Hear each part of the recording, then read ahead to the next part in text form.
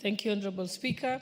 Honorable Speaker, pursuant to the provisions of Standing Order 44.2b, as read together with Standing Order 179.14, I rise to make a statement regarding the leadership of the select committees. Honorable Speaker, Standing Order number 179.14 requires the chairperson of the Liaison Committee, by way of a statement, to notify the House of the duly elected chairperson and vice chairperson of a committee when the House next sits after the conduct of the election.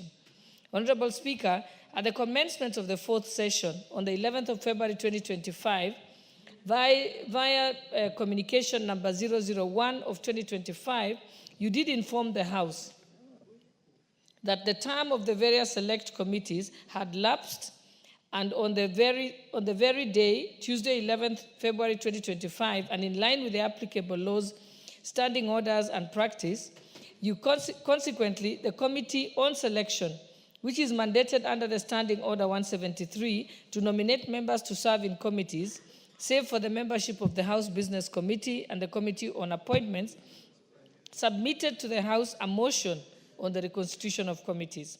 Honorable Speaker, the House will recall that on Wednesday, 5th March 2025 and Thursday, 6th March 2025, we approved the appointment of members to the lapsed committees and made consequential changes to other committees. Following the reconstitution of the various committees, the Clerk of the National Assembly, in exercise of the powers conferred under the provisions of Standing Order 179.2, declared the vacancies in the offices of the chairperson and vice chairperson for the reconstituted committees. The clerk also declared vacancies in the committees affected by the consequential changes. To facilitate elections and pursuant to Standing Order 179.2, the clerk appointed Wednesday the 12th and Thursday the 13th as the dates for the elections. Further to compliance with the standing orders, on the 6th of March 2025, the clerk published and circulated a schedule of committees indicating the venues and times of holding the meetings for the purposes of conducting elections. Honorable Speaker, in line with the provision of the standing orders, the affected House committees conducted and concluded elections of chairpersons and vice chairpersons as scheduled.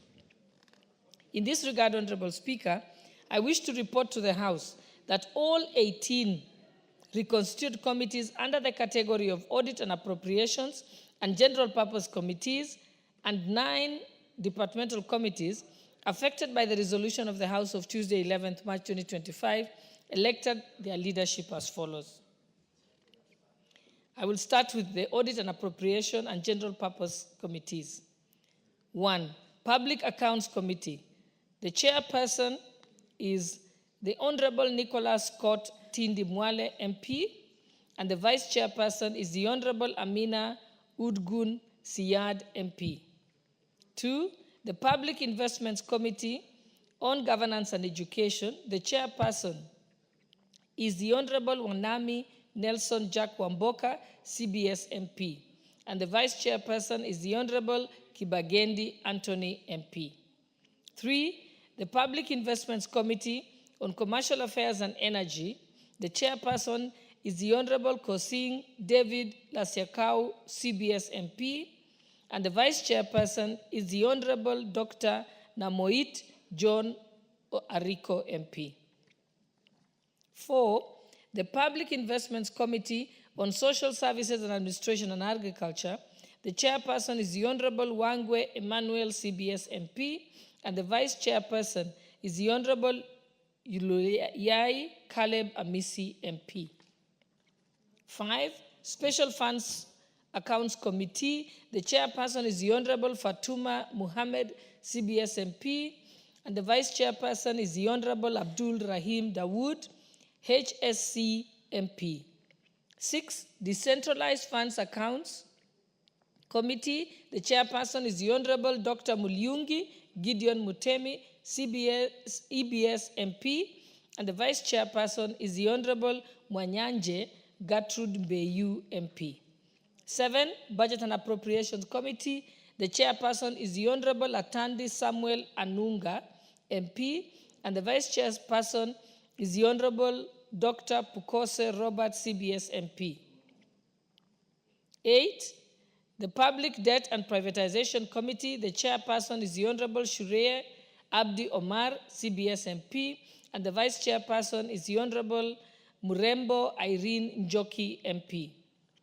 9, the Committee on Delegated Legislation, the chairperson is the Honorable Chepkonga Samuel Kiprono, CBS MP, and the vice chairperson is the Honorable Robert Gishimu Githinji, MP.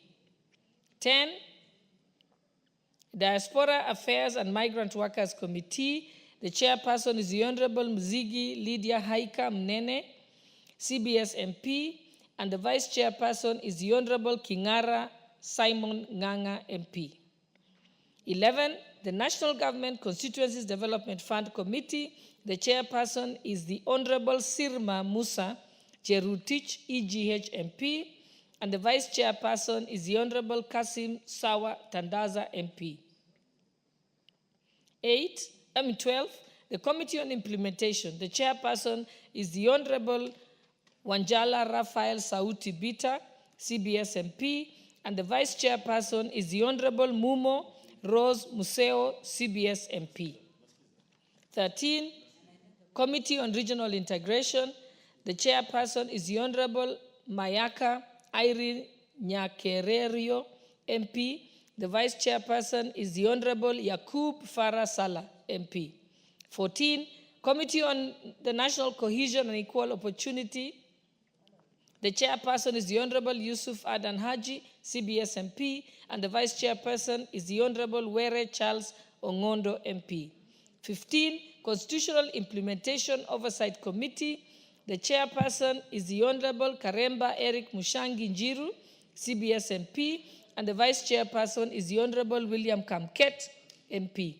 16, the Committee on Parliamentary Broadcasting and Library, the chairperson is the Honorable Nanok Daniel Ipuyo, CBS MP, and the vice chairperson is the Honorable Chege John Kiragu, MP.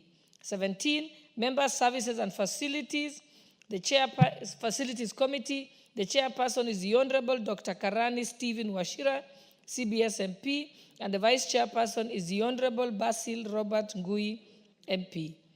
18, the Committee on Public Petitions, the chairperson is the Honorable Kagesi Kivai Ernest Ongesi, MP, and the vice chairperson is the Honorable Sitiene Janet Chepkemboy, MP. Next, I go to departmental committees, and I start with the 19, the Departmental Committee on Education. The vice chairperson is the Honorable Obara Eve Akinyi, MP. 20, the Departmental Committee on Energy, the chairperson is the Honorable David Gekaria, CBS MP. 21, the Departmental Committee on Environment and Forestry and Mining, the chairperson is the Honorable Musau Vincent Musyoka, CBS MP. 22, the Departmental Committee on Health, the chairperson is the Honorable Dr. Nyikal James Wambura, MP. 23, Departmental Committee on Labor, the chairperson is the Honorable Kitty Richard Ken Choinga, MP. 24, the Departmental Committee on Lands, the vice chairperson is the Honorable Jewo Fatuma Abdi, MP. 25, the Departmental Committee on Regional Development, the vice chairperson is the Honorable Obwor Paul, MP. 26, the Departmental Committee on Tourism and Wildlife, the vice chairperson is the Honorable Bedzimba Rashid Juma, MP. And lastly, number 27 committee, the Departmental Committee on Trade, Industry and Cooperatives, the chairperson is the Honorable Shinali Bernard Masaka, MP. Finally, Honorable Speaker, may I take this opportunity to congratulate all the honorable members who have been elected and vested with the responsibilities of being chairpersons and vice chairpersons of the various committees. I urge them to use their leadership offices to efficiently discharge their mandates discharge the mandate of the House through their respective committees for the welfare of our people and the advancement of prosperity of our country. I thank you, Honorable Speaker. Thank you, David Speaker. consequent upon a majority leader, you want to say something? Yes. Thank you, Honorable Speaker. Before you rise, let me thank the Deputy Speaker for this communication, this statement, Honorable Speaker, and also note that we have done very well in terms of adhering to the elections schedule that was issued by the Office of the Clerk. However, Honorable Speaker, this leadership of committees reflects the diversity of our nation, and it's important that even the leadership of the House reflects that diversity. And the leadership, both on the minority side and the majority side, we had endeavored to guide the committee so that the chairs and vice chairs that they elect also reflect that diversity, both regional, ethnic diversity of our country. And Honorable Speaker, also the party strengths and conforming with the agreements that we have entered into.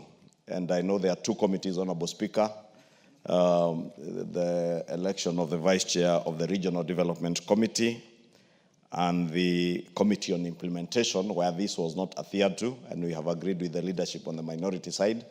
Immediately after recess, as we had committed, we will be reconstituting some of these committees so that we ensure that we conform both with our agreements in our political coalitions, our regional and ethnic balance also.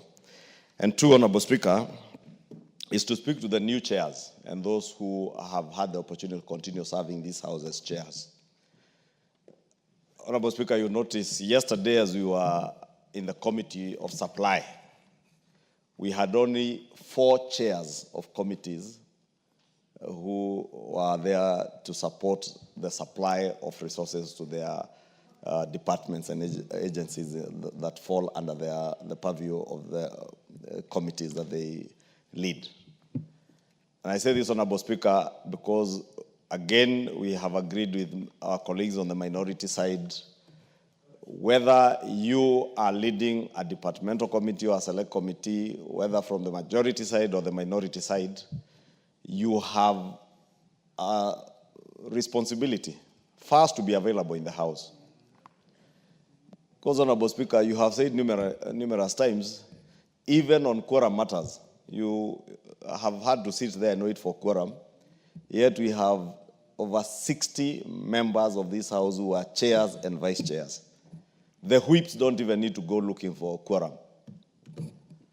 And, Honorable Speaker, I know the other efforts that you have put in as the Parliamentary Service Commission, even in engagement with the Salaries and Remuneration Commission, to ensure that members are properly facilitated to be available in the House. And I want to plead with all these chairs, Honorable Speaker, to be available in the House, not just during the budget-making process, but also on ordinary sitting days. We have statements. Very often, Honorable Speaker, you have to ask the leader of majority to commit to when a statement will be answered to. And now it's become customary to say 2 weeks. And I get very embarrassed, Honorable Speaker, because at times, even when I leave the chamber, you can't even trace those chairs in the House. And it's imperative that the chairs, at least at the rise of the House at 2:30 or at 9:30 in the morning, they should and they must be in the House. And because I can see a few of them new chairs, and I must congratulate the Honorable Nyikal on his election as a chair of the Health Committee, and ask other chairs to emulate Honorable Nyikal, not just now as a chair, but as a member of this House. Ever present in the House. Ever present. And therefore, I am confident that someone like Honorable Nyikal will do very well as a chair in health because he's always present in the House.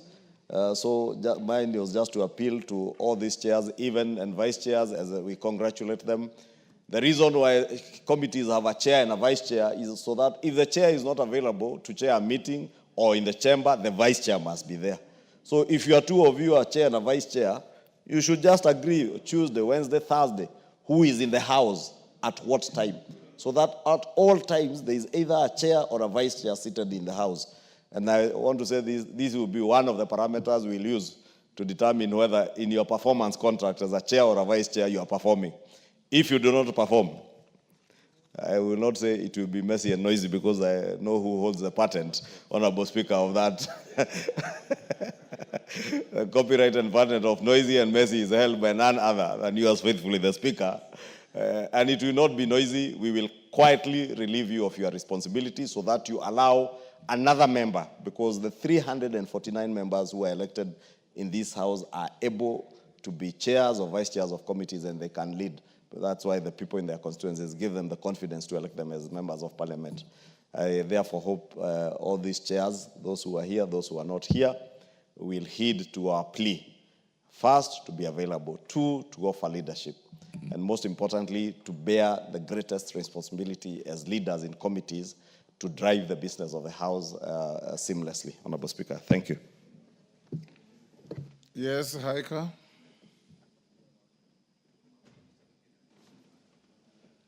Give to Haika the mic.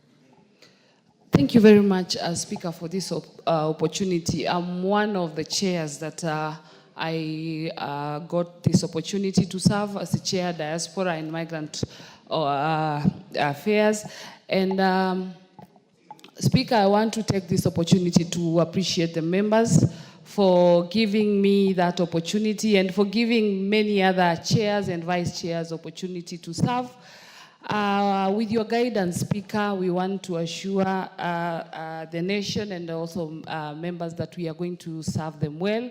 We shall be guided by the Constitution and our standing orders here in the chamber, in the House. And we also going to protect the rights of Kenyans. And I also want to thank the President for uniting the country and giving us opportunity to serve in broad-based government, where even in the chambers, all members have been given an opportunity to serve.